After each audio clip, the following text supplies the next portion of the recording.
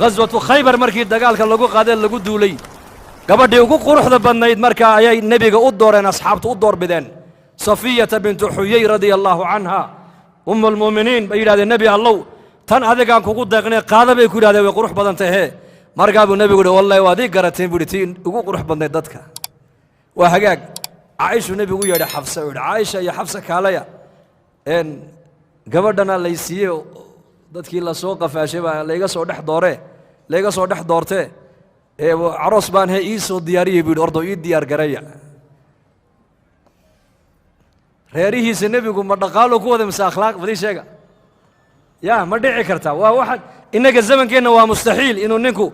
labadiisa dumar uu qabay uu ku yiraahdo na gabadh yar baa la isiyoon guursaday bal ii soo diyaariya way adag tahay Soomaa waxa nabi maxamed reerihiisa ku maamulay waa akhlaaq weeyaan waa khuluq lacag ummadda laguma maamuli karo reer lacag laguma dhaqi karo reeraha waxa lagu dhaqaa waa dhaqanka wanaagsan weeyaan lidaalika nabi maxamed sallallahu alayhi wasallam mathalu la'la budin walbaha way qaadeen habeenkii bay u diyaariyeen salaadii cishaa markay gaadhaan saxaabadu nabiga soo galbiyeen markii aqalkii loo dhawaaday buu nabigu saxaabadii ku yiri warda reerkaygii baan u tagayay iga hadha buu ku yiri markaas innakana ma sha Allah de aroosida zamankeena ilaahay haynoo dambi dhaafa bas bal arooska nabi maxamed dibyaridiisa eega aroosadiina labadana u diyaarinaysa Xafsa iyo Aisha isagiina salaadii cishaa markuu saxaabada soo tujiyay hareeraha ka soo mareen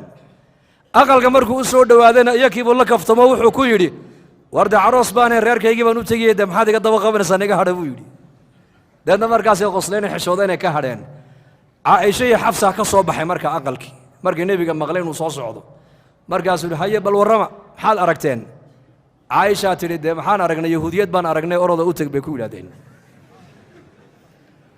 way qurux badnayd baa leeyahay way ka wada qurux badnayd marka waliba Xafsa hadalla adag ku sii hadashay marka uu nabigu ka daba hadlay Xafsa ittaqillah ilaahay ka yaab ma caroon ma dagaalamin ma qaylin bal sidoo nabigu la dhaqmay reerihiisa wuxuu Xafsa Aisha gabadhu waa muslimad way islaamtay ilaahay ka baqa markaas ay leeyihiin waa yahuudiyada u tag bay ku yiraahdeen marka uu nabigu soo galay calayhi salaatu wasalaam maalmihii arooska ahaa ilaa maalintiina saxaabadu nabigu la joogaa dumarka marka u yimaado marka gabadha way u weheliyaan oo u sheekeeyaan maalin maalmaha kamid ah nabigu soo galay Safiya iyadoo ooyeysa marka uu nabigu ku yiri Safiya maxaad la ooyeysaa ii sheeg waxay tiri yaa rasuulallah dumarkaaga qaarkood dhib bay igu hayaan aniga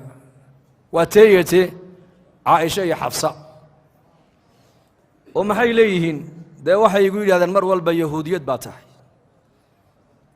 تمر كابو النبي يقول أيكون محي ليهن ده أنا كنا قبل عربيات قبل عرب بانا عربيات بانا أنا قد كنا يهودية باتح مركب النبي يقول ده هذا كان نصب في عنه هذه حاجة نصب كلا إيجا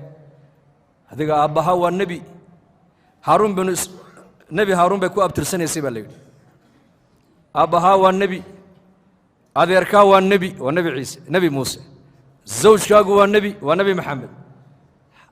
هذا كلا عند رئيس بوكيل أمريكا كوي مادان اسكع علي سأقول جواب مالين دمو نبي كوي مدى صفية بنت حيي وآدو فرحسن بل ورن وعيتني ما أنت الضمر كاغي تان كل جاي والله يا بيتي ومحاد قلت لي